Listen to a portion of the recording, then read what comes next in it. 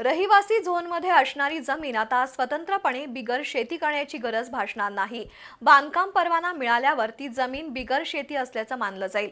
15 October 2024 पर्यंत झालेल्या जमीन तुकड्यांचे व्यवहार नियमित केले जातील असं सांगत 8533 प्रलंबित फेरफार मंजुरीचं काम महसूल विभागानं मिशन मोडवर करावं अशा सूचना पालकमंत्री प्रकाश आंबेडकर यांनी दिल्या। तुकडेबंदी आणि जमीन बिगर शेती संदर्भात पालकमंत्री प्रकाश आंबेडकर यांनी जिल्हाधिकारी कार्यालयात आढावा घेतला। तुकडेबंदी आणि बिगर शेतीच्या अटीमुळे जमिनीवर हक्क सांगताना अडचणी येत होत्या, पण शासनानं या धोरणात बदल केलाय।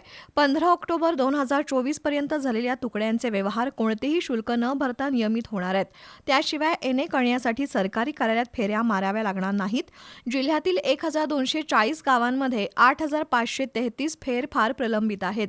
महसूल विभागानं मिशन मोडवर काम करून हे फेरफार मंजूर करावेत।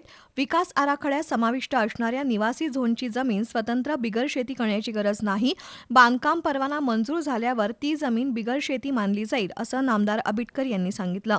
बैठकीला खासदार शाहू छत्रपती महाराज, महापौर रूपाराणी निकम, आमदार अशोक माने, जिल्हाधिकारी अमोल एडगे, निवासी उपजिल्हाधिकारी गजानन गुरव, उपजिल्हाधिकारी संपत खिलारी उपस्थित होते।